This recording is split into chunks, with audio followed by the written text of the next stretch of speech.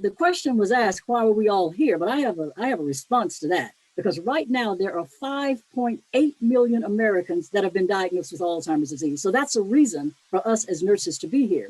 It's also a reason because in the year 2060, they expect this to triple, giving 14 million people a diagnosis of Alzheimer's disease, which means these are going to be our children or our grandchildren or our great-grandchildren. So what we're doing today will impact us for the future. So now I'm going to show you this. I said that I talk fast, so listen up. If I talk too fast, Betsy's going to kind of raise her hand and tell her to slow the roll. But it's so much to talk about, and there's so many different avenues that we're into right now until at least I want to give you a little bit of everything. So I'm going to stop in about 30 minutes, and if I have not answered all the questions that Betsy may have, then we can go over some of those. And if there's a question that I haven't answered, and we're going to pick it up in the next 20 or 25 minutes, then I'll say we're going to answer that in the forthcoming discussion. So let me try and share this screen. I am not technologically savvy. I really like to do the presentations in person, because that way I get to see people. So today we're discussing the myths versus the reality. And so what have we been told, or what are our beliefs regarding this disease process? So let's go back to its beginning. The year was 1901. The neurologist, who was German, was Alois Alzheimer's. Now, he had a patient, her name was Augustus D is what they called her. The reason they called her Augustus D is because of HIPAA. So that's why she's Augustus D. But what ended up happening with, can you all see my screen? I want to make sure. Not yet.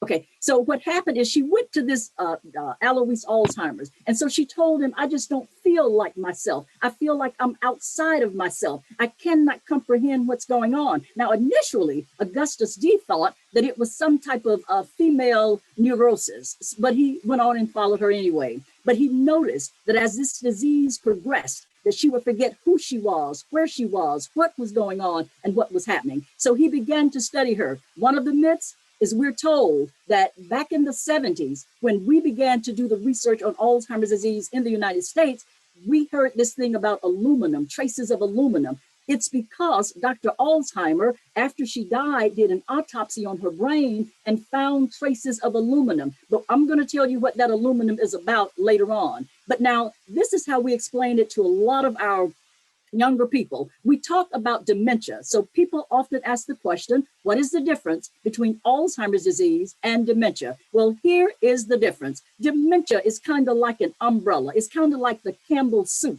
So under Campbell's soup, when you go into the store, you know that Campbell's soup has the red and white cans. So you've got mushroom soup, you've got chicken noodle soup, you've got tomato soup, you've got all different types of Campbell's soup. So dementia is kind of like the Campbell's soup. And then all of the other cognitive impairment and neurological and movement disorders fall under there. So you see, we have the frontal temporal, the Lewy body, we have the vascular dementia, then we have the Alzheimer's disease. We have a lot of other dementias that are caused by drug toxicity, white matter disease, mass effects, and even depression, and sometimes infections of the brain. Parkinson's disease is also under there. But tonight we'll talk about the 3 or 4 that are most common, which is Alzheimer's, Lewy body, frontal temporal, and vascular disease.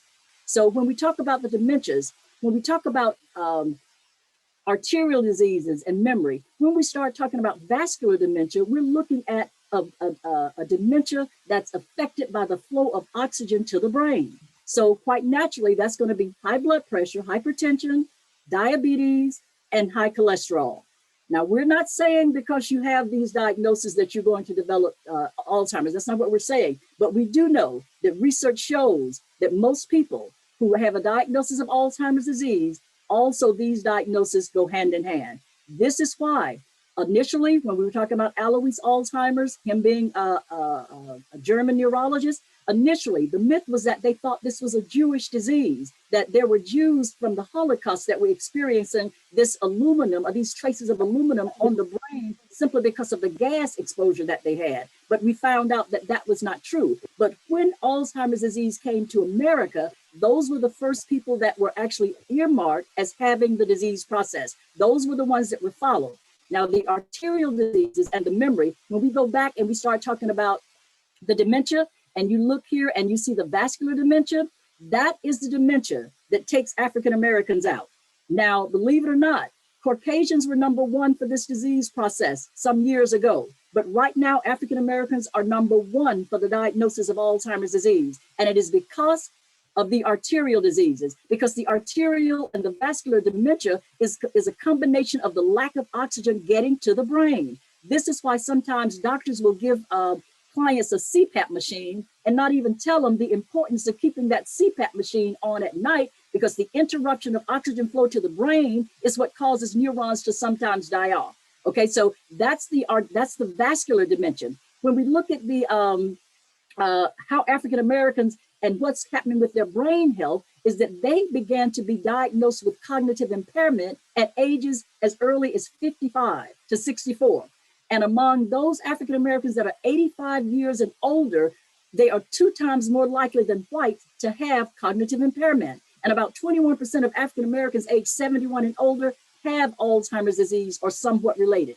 But now, if you look at this prevalence of the progressive dementias, this is another handout I'll send to you all. If you look at the prevalence, you see Alzheimer's disease at about 50 or 70%. The reason being is that most of the time, people don't get to a neurologist to get this diagnosis until it has progressed to this stage. Now, remember, I told you, under that umbrella of dementias, you've got frontal temporal, you've got vascular, you've got PICS, you've got Parkinson's. It's a lot of diseases there. But if the individual lives long enough with that disease, it will end up mimicking Alzheimer's disease, because the Alzheimer's disease is probably the worst of the cognitive impairments that you can have. So let's say you started off having Parkinson's with the tremors and with the shuffling. Now that will continue on. It's called a movement disorder, but it's still a neurological disorder, and it will have an effect on the cognitive impairment. And so if that person with Parkinson's lived long enough, you began to see the forgetfulness, the inability for recall, the repetition of speech. You began to see, and it would seem as if though it's somewhat like Alzheimer's. So the reason you see that Alzheimer's disease has such a high prevalence is because people go to their primary care physicians. And there's nothing wrong with the primary care physician, because I know that this is being recorded.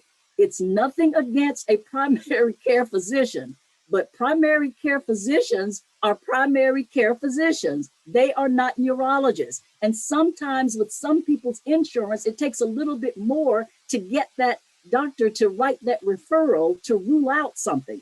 Okay, and remind me to go back there and tell you why you want to find the information out for yourself and not go through the primary care physician, because as you all are nurses, and so you know that a referral has to say R/O to rule out something. Now, when that order goes to that neurologist, well, the neurologist is going to be polite. So he sends a letter back to the primary care physician saying, we've had an assessment done on Miss Such and Such, and we find out that it is Alzheimer's disease. Bam, right there is part of your medical record. Do you understand what I'm saying? So you got to be careful when and how you do things. And when we get to the legal aspects, I'll tell you why. Okay, so now we're going with the Alzheimer's disease. You've got your preclinical, your early phase, and your moderate to end of life. What happens in a lot of families, and it happened in our family, you've got a couple of people that don't believe that mama is really having problems. Okay, mama's not really having problems. That's just mama. That's the way she's always been. Then you've got the others that are saying, I think she needs some help. This is why most people don't end up going to the doctor until it's almost Alzheimer's disease, because people are in denial as to what's going on. So if you're not in denial and you see things beginning to happen, it's time to put some things in order. Some people will tell you there's 6 stages, some people will tell you there are 8, but really it's preclinical, early, and then moderate end of life. And there's another disease that we didn't talk about, and it's called mild cognitive impairment. And it comes off with amnestic. It's called amnestic MCI.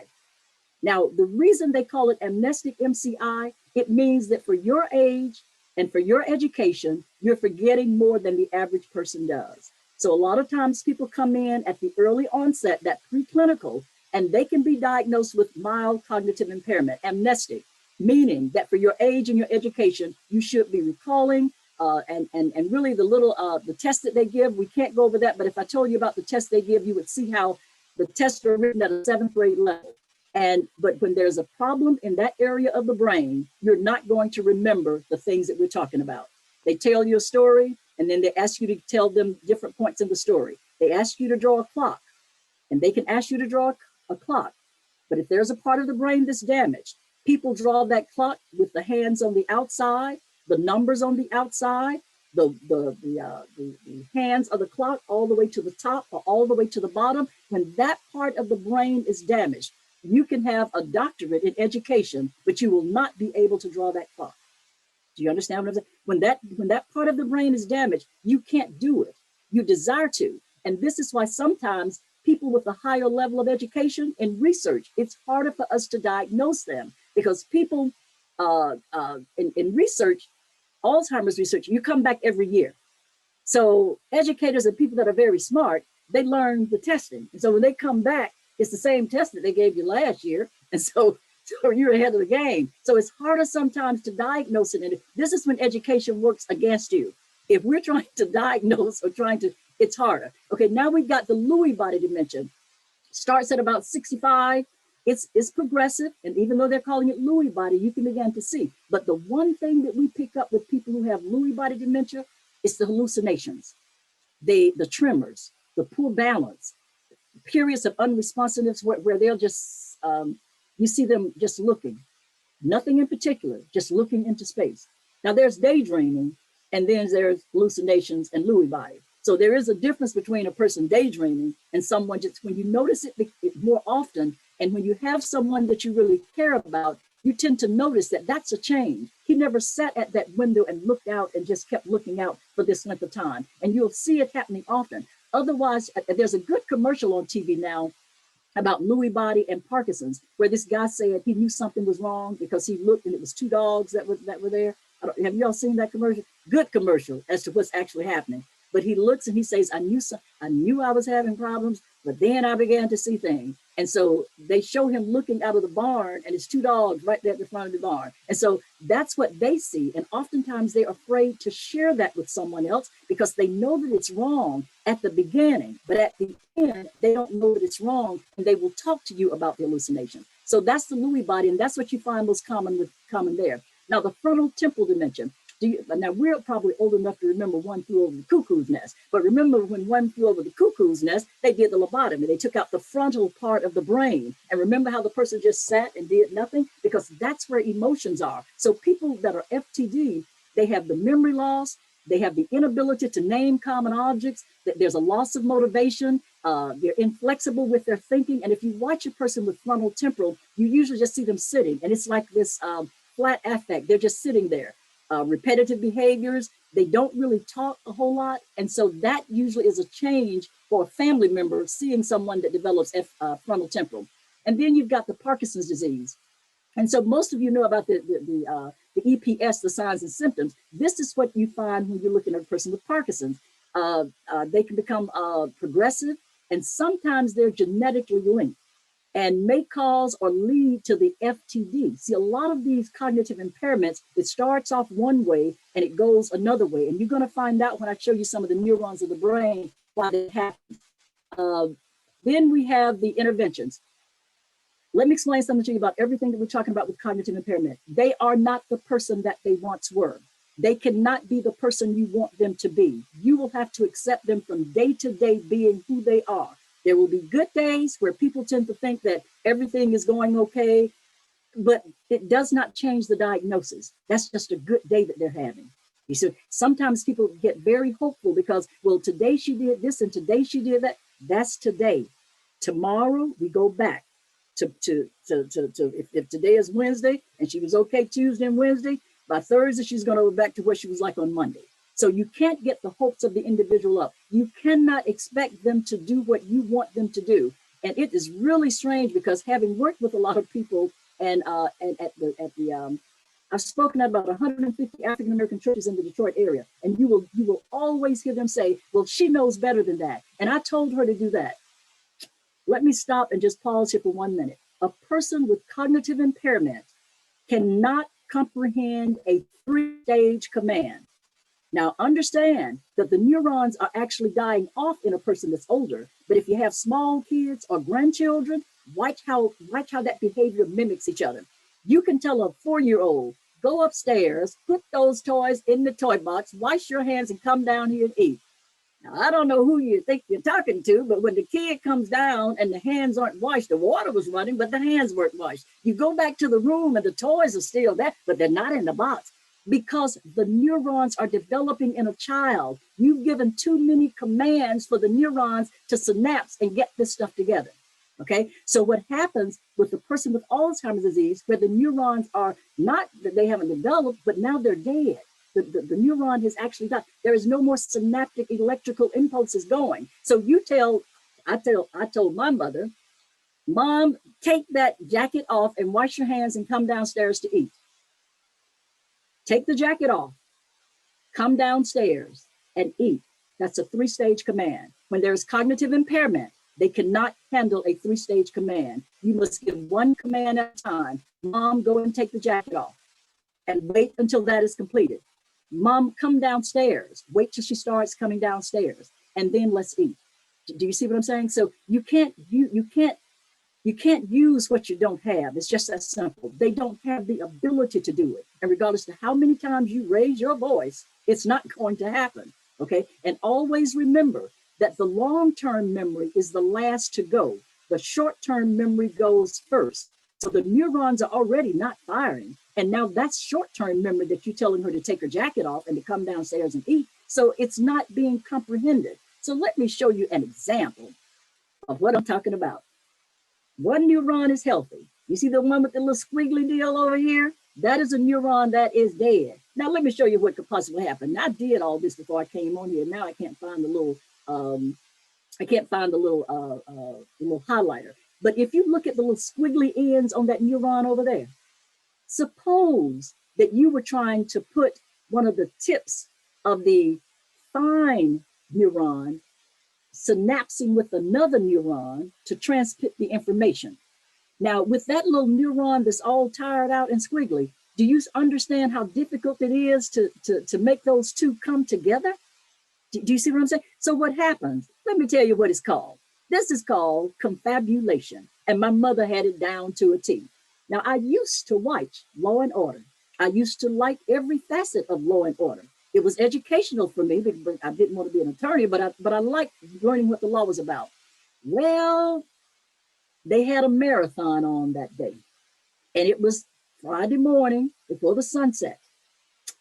Okay, now remember, if they can't connect, then they can't recall. Just remember that. If they can't connect, they can't recall. So what happens is when they try to connect, it slides to the side. It's like it's trying to find that tip to make that electrical connection, but it's not making it. So it just slides to the side. So here's the story. I'm at West End Seventh-day Adventist Church in Atlanta, Georgia. My mother used to be a deaconess, so I sat her behind the deaconess that Sabbath, and she said, "You all should have been at Edna's house the other day.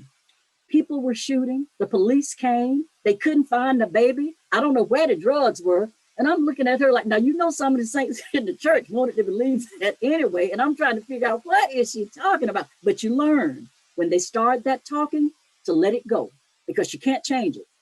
You just got to let it flow.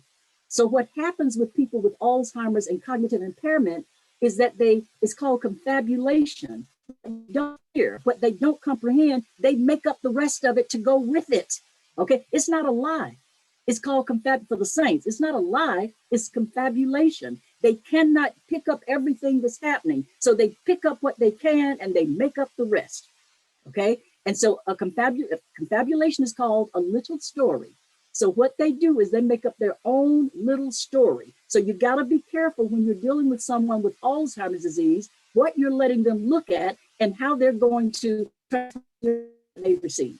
So you understand it. So that's the difference between a healthy neuron and a neuron that's diseased, a neuron that can no longer connect, a neuron that cannot comprehend what's being said. And as long as you understand that, when you see them talking, you can take two people with Alzheimer's disease and they will sit there and talk with each other and they're just nodding. You're the only person that doesn't understand what's going on, because it doesn't have to make sense to a person with Alzheimer's disease. You're in a world of reality. Their reality is not real. Wherever they are is where they are. Now, sometimes you will find windows of opportunity. where for a moment they'll look like they know exactly what's going on. But that doesn't happen that often. But when it does, you'll notice that they're they have an expression of depression because they're looking around and they can't figure out what's going on. This is one of the reasons we tell people, decide what you would do if a family member became that way, because what you want to do is make that move before they get to that point.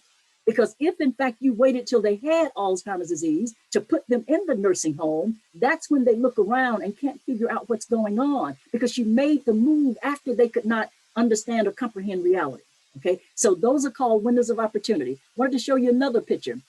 Healthy brain at the top, diseased brain at the bottom. So you can begin to see that if electrical impulses are in the brain, they would travel better if there were fluid in the brain. But see how the fluid is dried up in the Alzheimer's brain at the bottom? Now understand this one thing, there is no definite diagnosis of Alzheimer's disease until after death, when they autopsy the brain.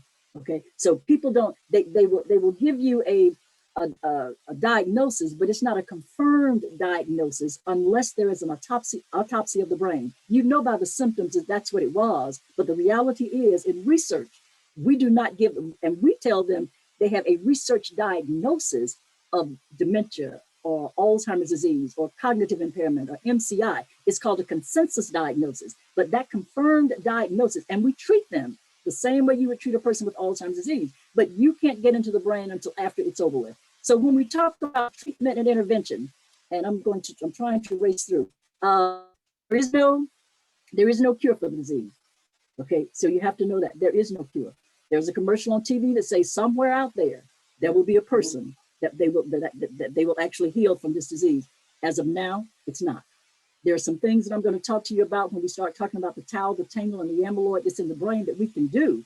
But right now, the big thing, now we went to a convention in Canada 2 years ago, a worldwide convention. The thing we found out, exercise. All this now, the University of Michigan, they receive grants every 5 years. The last 5 years, I think we got $9 million. Exercise, exercise, exercise. Because only 1 in 5 adults engages in the recommended amount of physical activity each day.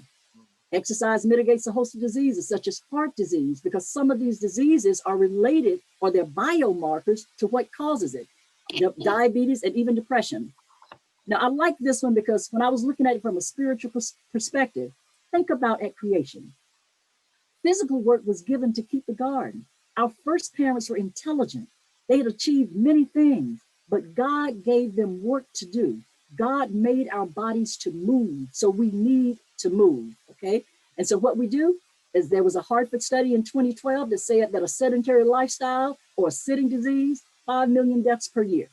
A sedentary lifestyle to the human body is now considered as dangerous as smoking. If you're not moving, you may as well light it up, because they're saying that they're equally damaging. And physical activity is good for your body and it's good for your mind. Now, this was a study at the University of British Columbia, and they talked about the regular aerobic exercise enlarges the portion of the brain that's responsible for language. So when cognitive impairment is there and people forget to speak, you can understand how exercise could actually help in that area.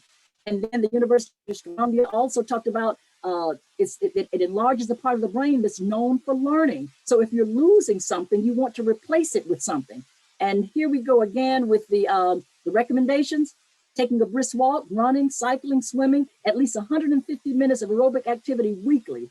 Now, 150 minutes is not but about 30 minutes a day. And even if you skip the Sabbath, you can still add another 5 or 10 minutes. You can get 150 minutes of exercise each day, but you got to make time for it. And what happens is we become so busy until there is no time. And it's just like when we study God's word. If I didn't do my worship in the morning, I would be too tired when I got home in the evening to give it the full effect as I do in the morning. It's the same thing with exercise. If you don't get up early in the morning and do that, then by the time you come home in the afternoon, you're too tired. So what they're saying is that exercising 22 to 30 minutes daily. That's all you got to do, 22 to 30 minutes daily. So here we go with the breaking a sweat, hit the books, butt out, follow your heart, heads up, feel upright, catch some Z's, take care of your mental health, and buddy up. The problem is that most of us don't get enough sleep either. And when we're sleeping, this is when the brain categorizes and catalogs the information for today. So if you're only getting 4 or 5 hours of sleep a night, you're not really sleeping. And one of the ways we teach a lot of alcoholics that, and there's a dementia that's related to alcoholism, is that when you drink alcohol, they only get about 4 hours of sleep because they wake up in about 4 hours. So this is damaging to the brain also. So we really need to work out, okay? Also, the other thing that we found out with all the people from all the countries is that what we eat is about our brain health. Now, Sister White and all of our books have told us this from the very beginning. It's not new to us, but I think sometimes that we have spread the gospel message, we forgot to put the health message in there along with that. And this is one of those diseases that there is no cure, and the things that they're telling you to do are the things that we've been admonished to do anyway. Also, what they've gotten back to, the Mediterranean diet. All of the research is showing that those people who are vegetarians are having a better lifestyle. So even though we can't get everybody to stop eating meat, to stop drinking wine and all this, you see where the bulk of what you need is. And that's at the base of that pyramid. And those are your fruits, your vegetables, your grains. So let us continue to stay there. Also, these are the Mediterranean tips. I'm saying I will look at this video as soon as I get back home, and I will send all of these to you. I will send all of those to you. And it will be a smaller, I could actually, yeah, I will send that, because if I were there, you all would have these as handouts. These are the handouts that we give when we do things in public. So now remember, sleeping and dementia risk, you got to get your sleep. You've got to get the sleep. You've got to take the time to do what you need to do for yourself. And don't say that you can't. Some days you just need to go to bed and not set the clock and darken the room and see what time you get up. That will let you know how much you need to sleep. But most of us have alarms. You got the sun coming in, you got people waking up, you got traffic in the house. And so this is why you're not getting the sleep you need. And of course, we're also busy until we can't get enough sleep, not realizing that you're numbering the minutes to your life. So this is the Alzheimer's Association International Conference. Is every 5 years. This was in 2017. They had 5,700 attendees, 68 different countries, 90 sessions, 1,500 posters. So truly, this problem is worldwide. I gave you the 5.8 million for America. This thing is worldwide. So 47 million worldwide have dementia, with Alzheimer's disease as the most frequent one. So you began to see that all the research that's going on throughout the whole world, we're trying to play catch up because most other diseases have been studied longer. We just began to do research on Alzheimer's disease in the United States in 1970. So when we talk about the number one person, one of the reasons that I came up from Georgia to the University of Michigan is that the University of Michigan had its research organization for 25 years, 25 years, and had no minorities in the research.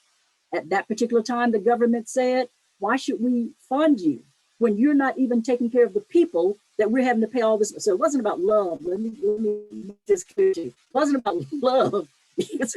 It's about Medicare and Medicaid being overburdened with the monies that it was taking for this minority population. So we can't give you any more money if you can't get these people in research and tell us something. So that's how it was opened up.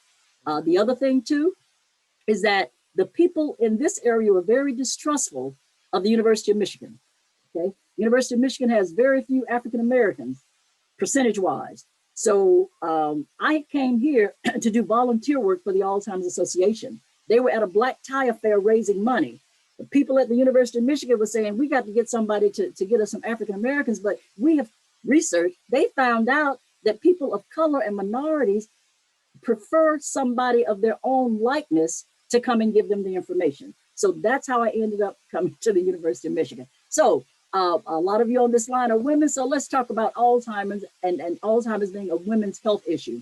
1 in 6 women are at risk of Alzheimer's disease, whereas it's only 1 in 6 for breast cancer is 1 in 11. Almost 2/3 of Americans with Alzheimer's disease are women.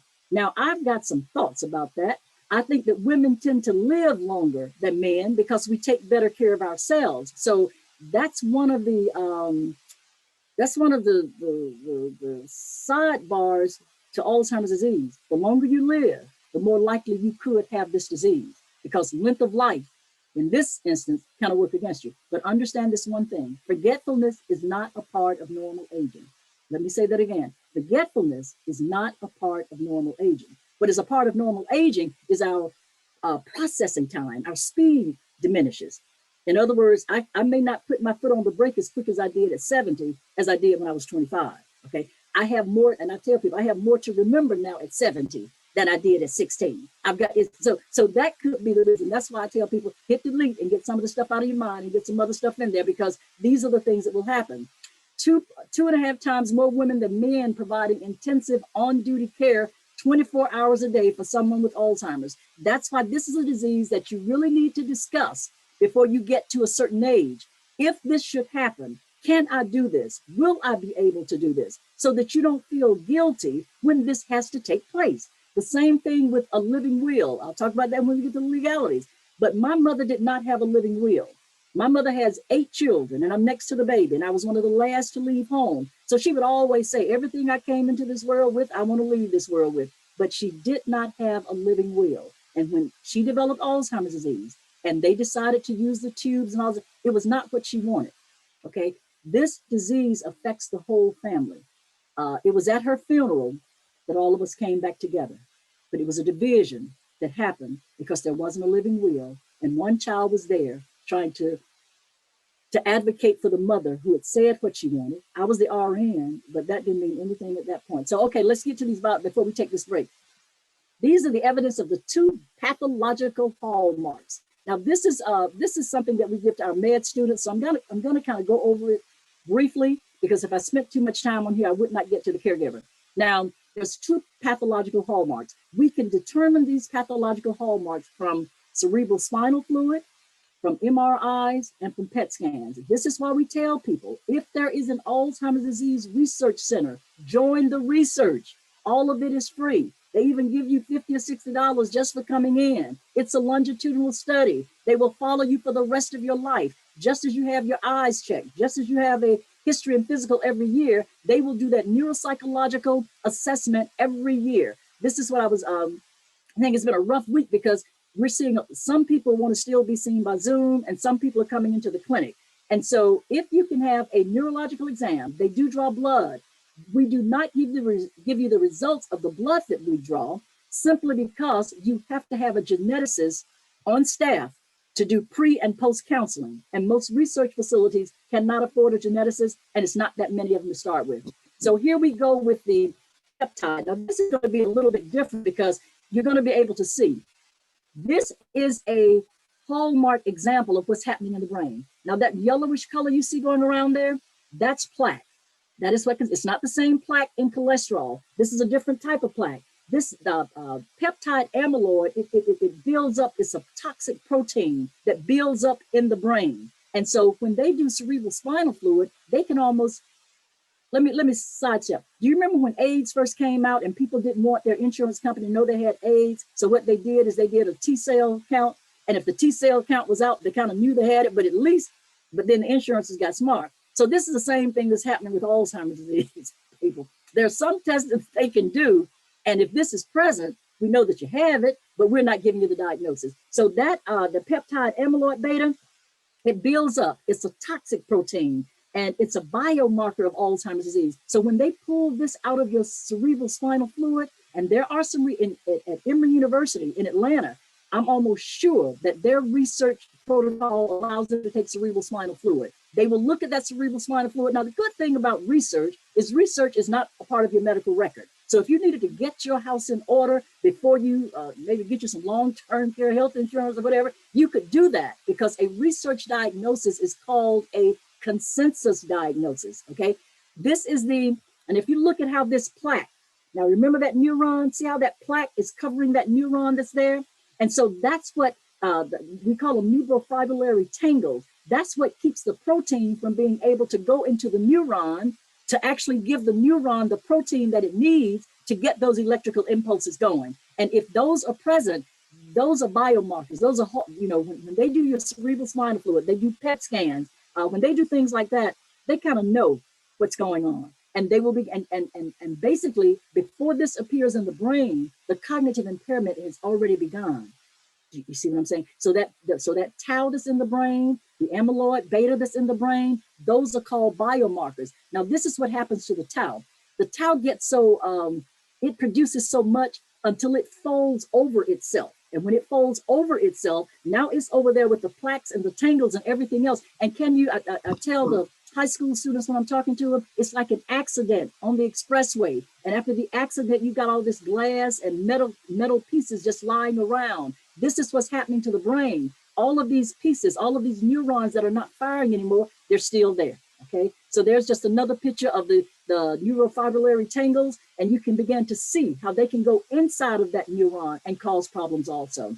So I wanted to stop. Okay, this is such a, the reason I speak on this subject and try to put the humor into it is because it's one of the saddest subjects to deal with, because it's hard when you're looking at someone who doesn't even know you anymore.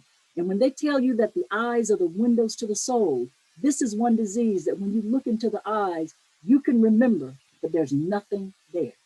Now look at now we're financed by the National Institute on Health, but the National Institute on Health spent $6 billion in cancer research, $3 billion in HIV, $1.4 billion last year in Alzheimer's disease research. So you see how low the numbers are for Alzheimer's research. And the tests that it takes in research are so much more expensive. A PET scan, an MRI, a brain scan, the blood work, all of those things are costly. So you've got to put enough money there for the research to tell you what's going on. Now, to reveal what's going on. So when you think about this, it's one of the most expensive diseases in the United States, $259 billion in 2016, and 2/3 was paid by Medicare and Medicaid. That's why they had to get Latinos, African Americans, Orientals. They had to get them into the research ordeal because it's affecting them. And many of these people are being serviced with Medicare and Medicaid because when you go into a nursing home, and you all know this, you can come into a nursing home on Medicare, but after so many days, it switches to Medicaid. Okay, and so Medicaid is not a payer that gives the dollars that are needed. And so this is why most of the clients with Alzheimer's disease, they may get into the nursing home because of a bed sore or something breaks or they fall, but eventually it switches over to Medicaid. It's not a lot of really nice places for those who are dealing with Alzheimer's disease, simply because they need to be on a locked unit. They need more care, but when the monies go down, then the care is limited. You can't get a nursing assistant. You can't have 10 nursing assistants for 20 clients if they're all Medicaid clients. So you want a different payer mix. So you begin to see how this happens. Okay, now going into the caregiver role. Caregivers, there is a role, but this is a position that nobody requested to be in. It is not one that people are employed to be in. It is not one that people don't want to be in. So it's just placed upon you. So there is support for caregivers. And that's what I meant about usually what we're doing tonight is broken down into several other entities because there are things that caregivers can do. We go over the actions of the person with Alzheimer's disease, showing you what you can do to limit some of the activities, to limit the sundowning, to limit the repetition of words, to limit some of the things that take place. Because oftentimes, especially with baby boomers, they are going to want to stay in their home. Now, a good Alzheimer's disease facility is going to run you $3,000, $4,000, $5,000 a month. So really, you could stay at home and possibly have someone to be there with you around the clock. But that's an option that most people don't do. They don't take because they don't know that it's cheaper to stay at home than it would be in a facility. People are getting accustomed to that. They're getting the long-term care health insurance. And that's why when we talk about mild cognitive impairment, a person with that diagnosis with no other health issues will probably live 20, 25 years. So it would be advantageous to invest in long-term care health insurance because really you don't have a diagnosis yet. You got a consensus diagnosis. Okay, so there is support for the caregiver. They're not alone in what's going on, but we as a people, we as nurses, and it's going to come down to a lot of us having to go out of our comfort zone to help people because this is the individual whose family will not ask for help. The reason they don't want to ask for help is because of some of the embarrassing situations that the person with Alzheimer's disease gets into, and they're trying to still respect that person for the person they used to be, but they are no longer that individual. And what happens is we have seen caregivers leave here before the person with the Alzheimer's disease because you've got to sleep when they sleep. You got to be up when they're up. You've got to learn how to change your schedule to fit them. And when People come to the house. They're concerned about what she needs to have on clothing. No, she don't. You just leave her just the way she is, because that means you've got to get up and do this. And Alzheimer's, we don't know what it is, but they don't like water, which means that, are you trying to dress and get this person together because of what you think other people will think of you, or because the individual really needs it? So you have to reassess where you are in that picture and determine what you can and what you can't do. Also, communication and care. The Alzheimer's patient may not know what you're saying, but they know if you're in a hurry. They know that if you're pushing them, you've got to take your time. Sister Winston, there were plenty of mornings that I planned to go to Sabbath school and never made it there because she won't put on the clothing. She doesn't want to put on clothing today. That's not what's going to happen today. And you've got to decide, do I want to fight this battle, or do I want to let this go? And so you let it go, and you just read your Bible at home. So, and then when she would go, like I'm telling you, you'll never win an argument with a person with Alzheimer's disease. So we had a guest speaker at West End, and my mother stood up after he was talking about 35, 40 minutes, and she said, he's been up there long enough and he still hasn't made his point. Can we go home? And I said, yes, and you just go home. There's no need. Now, what would it look like with me standing up there saying, Mama, you need to sit down. Mama doesn't. But the reality is, all things that they say are not untruths, because he had been up there a long time. Do you understand what I'm saying? So everything is not an untruth, but the reality is that you will not win the argument. And when I talk about confabulation, and I talk about the fact that they can't come to where you are, you've got to go to where they are. Whatever their story is, you just join in with the story. Give you this other example before we move on and ask those questions. I was working in home health care, and we were the home health staff builders in Atlanta. Well, really out in Buckhead, was the first home health care organization that was treating elderly clients with neurological disorder. So the patient was out in Buckhead, and I live out in Douglasville. Now, from Douglasville to Buckhead, you know, that's about a 45-minute drive. But I got this call, and the lady said, Edna, you have got to come out here. Her husband was having this big dinner party, and mother's sitting at the table, and she's just acting up, and I can't stop her. And I said, well, you know, it's 7 o'clock at night. She said, Edna, whatever it takes, if you would just come out here. Put on the uniform and went on out there. And when I got there, she was sitting at the table, and everybody else was just sitting back from the table, just complete silence. And I went and I told her, I said, come on, let's go upstairs. We went upstairs, and I said, what is going on? And she's about 84, 85. She said, nobody wants to believe that I'm pregnant. I said, well, I do. I said, I'll tell you what we're going to do. I said, since your husband has been dead for about 10 years, I think everybody downstairs is trying to figure out, why are you pregnant and who is this baby by? I said, so what we need to do is deliver this child. Let me take this child out of here, and you go back down there and sit down. Because that's where she is. I can't change the story that she thinks she's pregnant. There's no reason for me to talk about you're past the age of conception. You are not a Sarah. It's no need in talking that. The only thing I can do is just say, let's go with the story. And when you go with the story, you can turn them all the way around. I took her back downstairs. You would think that I had to have these stirrups, all this other stuff. No, because that's not where they are. That's where you are. That's why I said you got to join them where they are. She went back downstairs. I said, and I will talk to you on Monday, Tuesday next week. So you be of good courage, okay? And I've taken care of everything.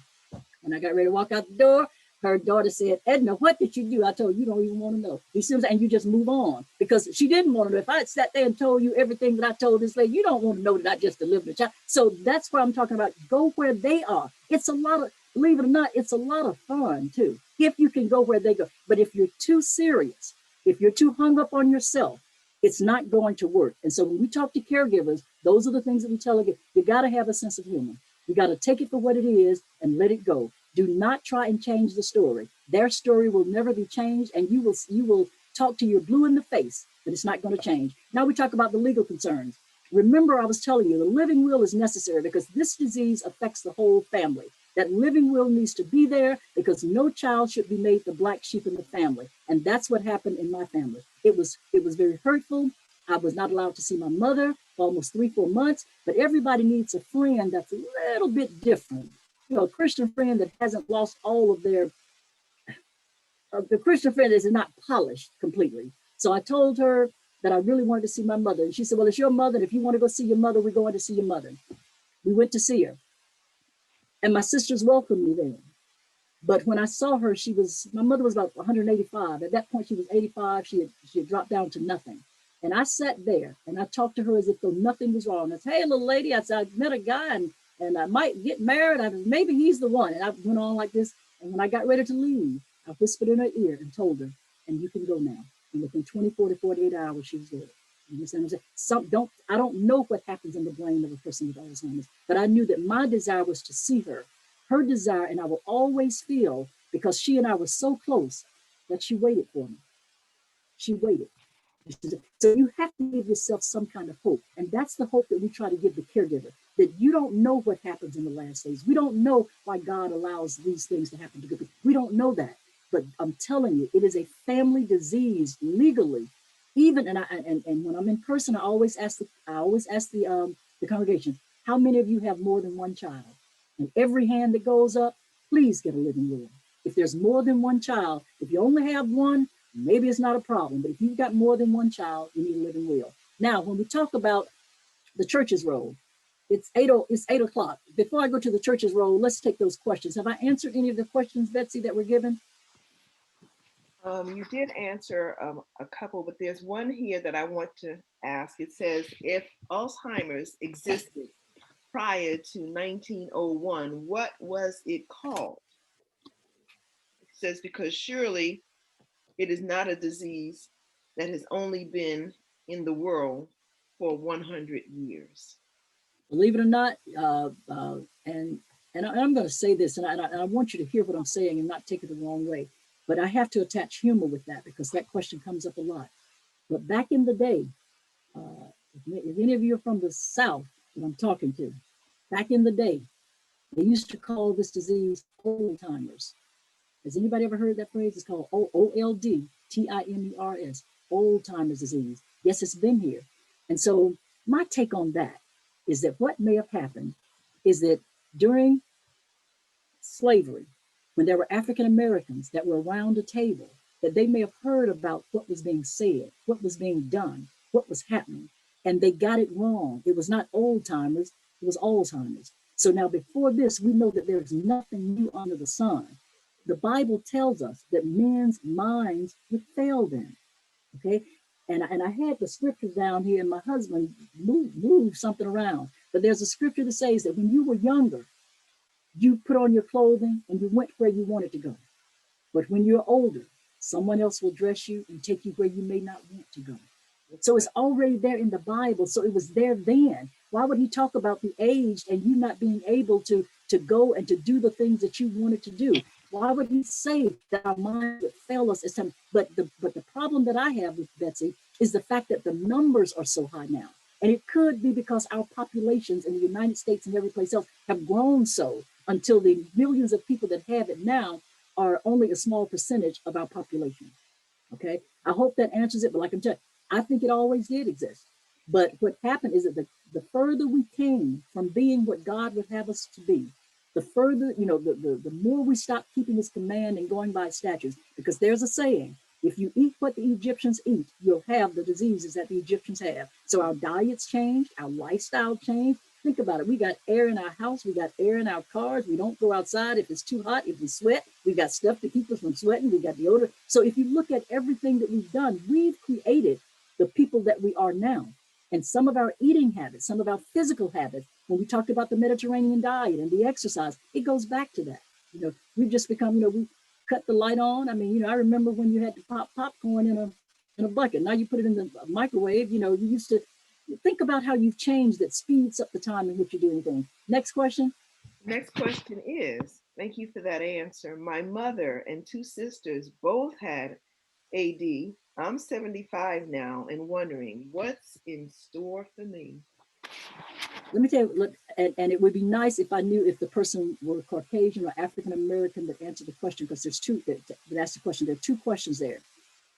African Americans have not been in research long enough for us to tell the genetic predisposition. Now, the ApoE gene in Caucasians, like that 23andMe that comes on TV, which will be sued maybe one day because there's no counseling before and after that test. So you send the test off and then it comes back and you find out you've got Alzheimer's disease. Who's there with you? But what happens? Okay, now the ApoE gene, when Caucasians have that ApoE gene, 85 to 90% of the time, they're going to develop not only Alzheimer's, but early onset Alzheimer's disease. This is why we need each other in the research, because African Americans can have a form of that gene, but it does not turn into Alzheimer's disease early onset. The other situation, high cholesterol. Caucasians have a higher cholesterol level, but African Americans have the strokes, which is the precursor to vascular dementia. So whether or not it's linked from generation to generation, if the person is African American, we haven't done enough research to determine that. If it's genetically linked in the Caucasian, then there are genes that are there. But there's some family, I don't know if you remember Still Alice, but it was a movie that came on about Alzheimer's disease. And she was this speech linguistic, she taught speech. And when her children went, only one child out of the two had the gene to have Alzheimer's disease. So this is one of the things about research. They're glad to get people in research. Those family dynamics that you just gave, where you've got two sisters with Alzheimer's disease, that would be somebody that they would want in research to follow you, to determine what diseases they had, whether or not they had those biomarkers of cholesterol, diabetes. Those are the things that you have to look at, whether or not they had that sedentary lifestyle, because people from the same family can be different in their makeup as far as their environmental changes. And there are some environmental concerns that we have, but we don't address those. And I'm definitely not going to address them since we're taping this, but there are some environmental situations that people are exposed to that could cause some of these early onsets and everything. So, but if for the question, if they're Caucasian, the ApoE gene, that's a precursor to early onset. If they're African American, looking at lifestyle, the biomarkers, then that would be an indicator. And we don't know enough about African Americans to determine whether or not it's passed on genetically. Okay. So this question is, what is the proportionality of Alzheimer's in the Black population? Like I gave you those numbers before. African Americans with Alzheimer's disease, I think it was like 3 to 4 at a certain age. But the problem with the AD is that for the African American population, it's a lack of access to health care. And a lot of them don't get the diagnosis until it's too late. Now, we don't have a drug that will stop Alzheimer's, but there are some medications that can slow down the development. But if there's a lack of access to health care and a lack of access to neurologists, and a lack of access to neurologists of color, then that presents a problem. Do you see what I'm saying? So that's why the numbers are going. So we're number one for the diagnosis. African Americans are number one. It used to be Jewish, then it was Caucasian. African Americans the numbers are so high now until it's ridiculous. And then even the numbers that we have are probably incorrect because most of them never get a formal diagnosis because Medicaid does not allow, they don't want primary care physicians to make referrals to neurologists unless they write up some type of format and letter. And it's so sad because a lot of primary care physicians don't want to get caught up in that. Do you see what I'm saying? Of writing letters and having a denial. But African Americans are number one for the diagnosis. And I used to have those numbers. I may have them around here someplace. But if not, if she shoots me her email when I send you the information, I'll get the numbers back to her. Have Latinos been studied? Not at all. See, and this is what we're saying. See, Latinos have some of the same biomarkers as African Americans. And we had it is hard, let me explain that in the field of neurology, it is very difficult to get African Americans in neurology. Even the research assistants, we've had difficulty getting a Spanish speaking research assistant so that when I go out to speak, she can interpret. Can't find it. So wow. There again, the Latino population is kind of put in that same box as African Americans because the biomarkers are there.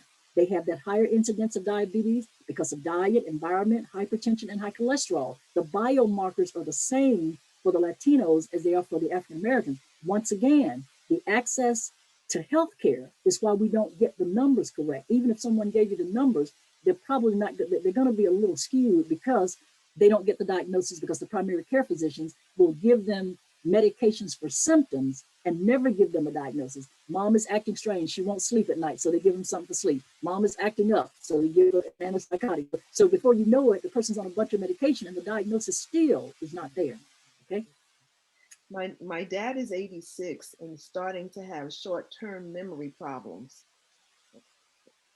How can we tell if his memory issues are due to poor nutrition and lack of sleep, or if he's actually getting Alzheimer's?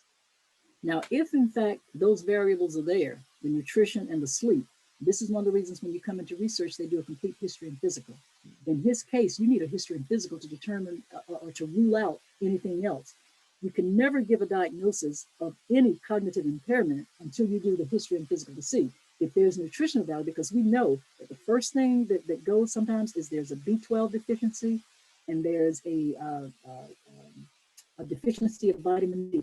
Those two are present in AD. So if a person has nutritional concerns and you have not done the blood work to determine whether or not there's B12 deficiency there, because this is why a lot of older adults get on the B12. This is why when you come into research, we ask you, give me the name of your medications. Are you taking any B12?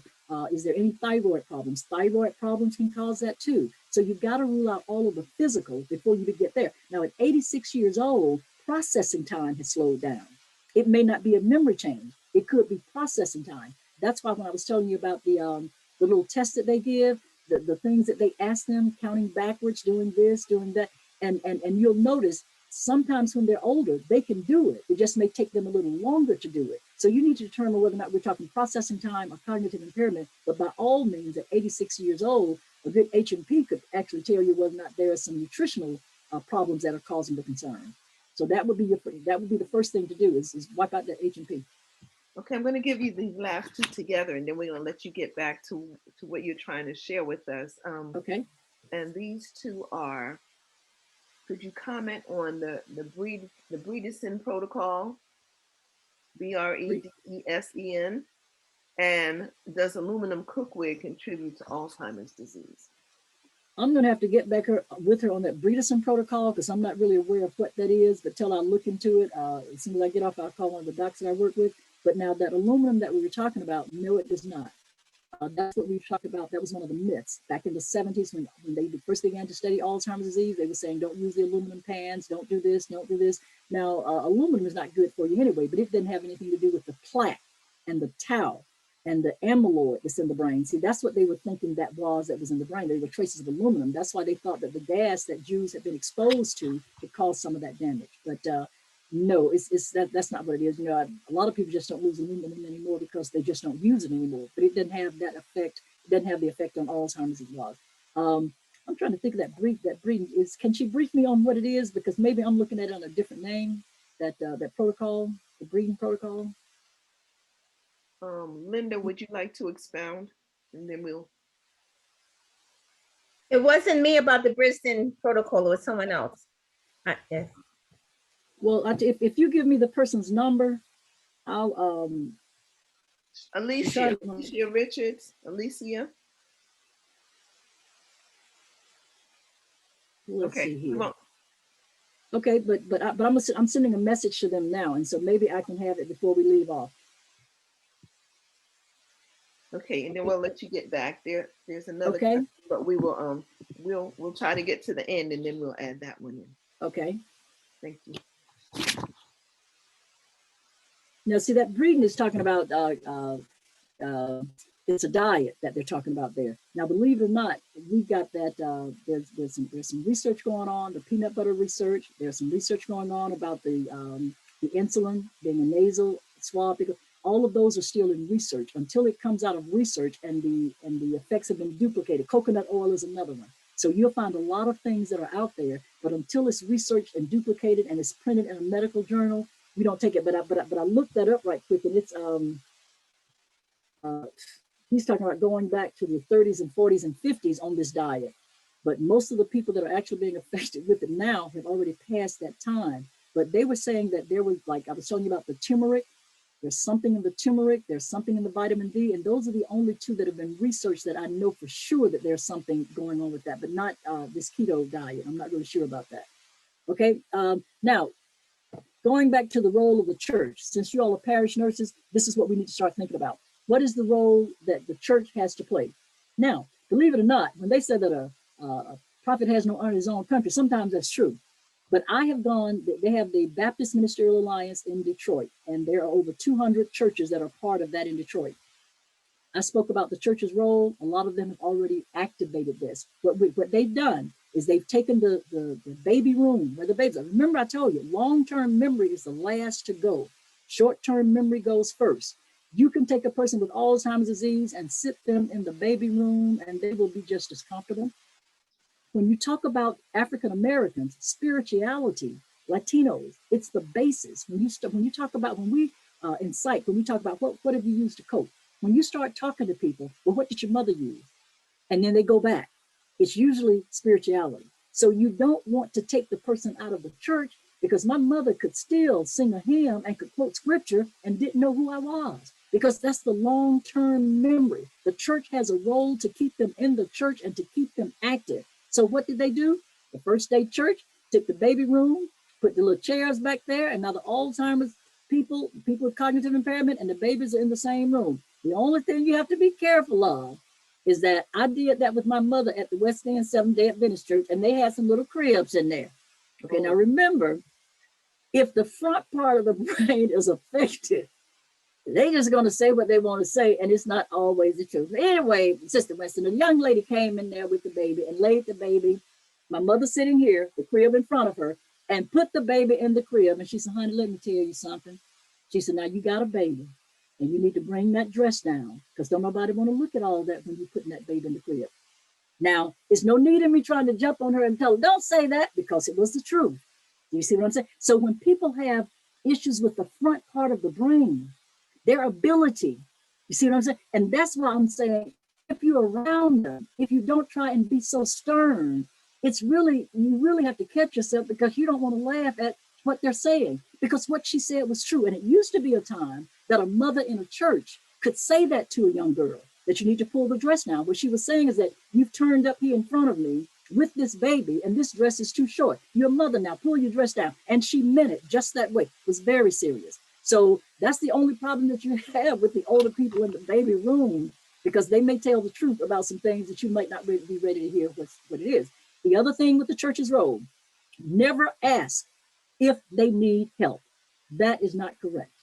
You give the help. You don't ask, because if you ask the person, yes, we're doing okay. No, they're not. And if you're afraid to go and to help to care for the client, just do like I do. I went by the store and they had some tangerines, and I got one for you and one for me. You said, I got a bag for you, I got a bag for me. I cooked some collards the other day, I got a pot for me and I got a pot for you. That way they won't refuse it, but they need help, because what happens is, who can cook? Like when my mother was over there, she would sit at the table and all day long, where's your dad? When is he coming home? I got some fans from the church and I put yes on one and no on the other. And I told her, you're going to answer yourself all day today. Just hold up. When you ask a question, just hold up a fan. And it worked. So you'll find out that you have to be a little bit inventive. But the thing that I thought about my mother when she was early onset, when she was going from one sister's house to the other, is that if she has taken care of me for 20 something years, I don't have that much time to take care of her. Okay. So the church's role, do what you need to do. Don't look at people with Alzheimer's when they're talking loud in the church. Just go along with it. Do you see what I'm saying? And then say, well, it's like when my mother tried to take them, they have a little thing that they get the money, and she wanted to take it and she wanted to serve it. I took it from the usher and I did it one aisle, and I said, let's go home. That's their job to do. You see how you can just keep it moving. Don't dwell on it too long. Don't try and think it through. Just go with where they are. So what can we do, or what will we do? We can welcome and show love to that family. Remember when you had your children and they were young and you brought them to church and they showed out? Why is that acceptable? But when a person that has cognitive impairment, it's not acceptable. Do you see what I'm saying? We've got to turn that thing around. When you were trying to teach your children how to behave in church, so you didn't take them out every time they did something that was out of check. Just keep them there. Offer support by being an ear or the hand. Create some space. When a person comes in with someone with cognitive impairment, all you got to do is move out of the way. Leave enough space for that person to do what they need to do, because oftentimes, even with a lot of our adult people, they either get very cold or they get very hot. When they're cold at night, they can't tell you, because it's not processing that I'm cold and that's why I can't sleep. Alzheimer's patients, and if you work in a place like that, put you some blankets in the dryer, wrap them up in the blankets, give them a drop of a baby Benadryl, and they'll sleep all night. Bless what you have been blessed with. Whatever your talents are, bless that person with that talent. My talent is that I can cook. And so whenever I see somebody in a position like that, I'm always cooking for two. Give physical assistance if it's necessary. Sometimes you'll see a female trying to take care of a male and they really can't do it. The men in the church need to go over to help. And believe it or not, the Alzheimer's patient sometimes does more for someone outside of the family than they will inside of the family, okay? So when you can't get them to do something, other people will. Provide a timeout or a day out for that individual. If the person will come to church, let that person go back home and get a little sleep and just keep them in church while the caregiver has to go back home. And find out what different organizations can provide. Getting to the end, we are our brother's keeper. We need to find out why certain things are happening with African Americans and why other things are happening to Caucasians. Why is it that the Caucasian has the high cholesterol, but the blacks are having the strokes? Why is it that the whites get the ApoE and have early onset and blacks don't? That's why all people need to be in research. Also, we must do what we can while we can. The onset of Alzheimer's disease can come as early or late.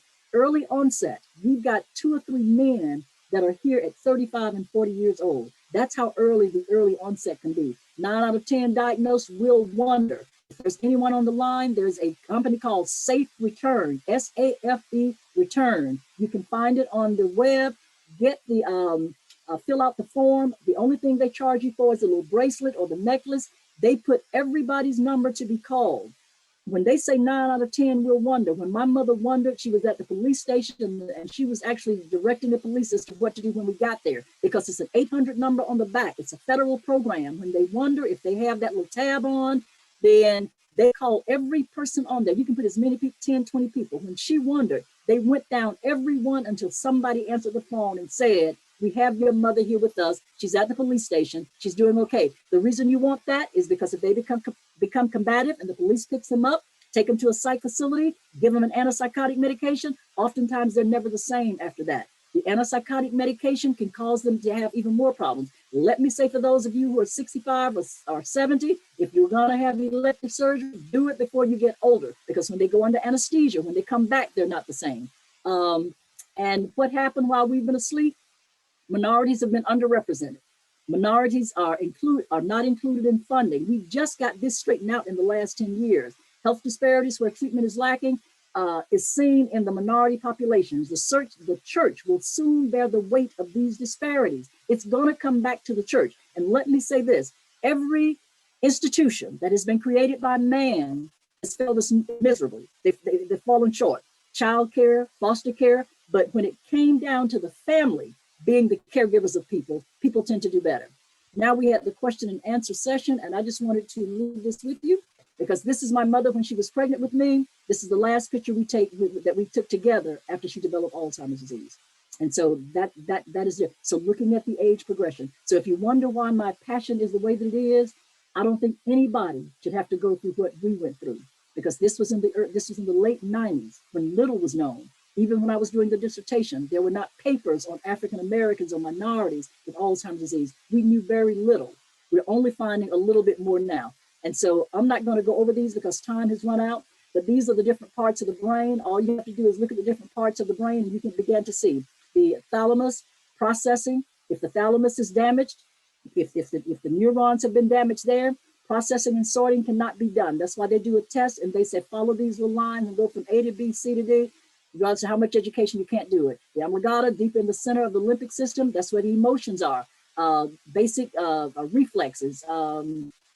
It's larger in a male than a female. The hippocampus, this is the part that is damaged oftentimes in Alzheimer's disease. This is where the processes for memory, long-term memory stored. That's why it's so embedded. The long-term memory is there when the short-term memory is gone. The pons, that's the relay signal. If the pons is damaged, then the problem is that the information, this is why Alzheimer's patients are always hungry. This is why they can put their hand on something and it doesn't, and they don't get burned because there's no relay system working. In other words, they put their hand on it and they don't pull it up. And this is why they have to change the knobs and things on your stoves and things of that nature, because the ability to relay the signals. This is why they're always hungry, because there's no relay saying you're full, so you can stop now. And then the cerebellum. It's the top of the brain stem, and this is the guru of skill, because that's where your coordinated movement takes place. So when you come into research early on, I'm not going to go through the rest of it, but when you come into research early on, they can actually determine which part of the brain has actually been damaged. You can do research if you come in early enough. People can determine what part of the brain is affected. If you know the part that's affected, then you know the treatment that's out there for it. Okay, did I finish on time? I think I Well, did. you're not quite finished just yet, Dr. Rose, Okay. because we need to know how can we get involved in research. Okay, if you're in Atlanta, they're only, when I first came in 2007, there were 42 Alzheimer's disease research centers.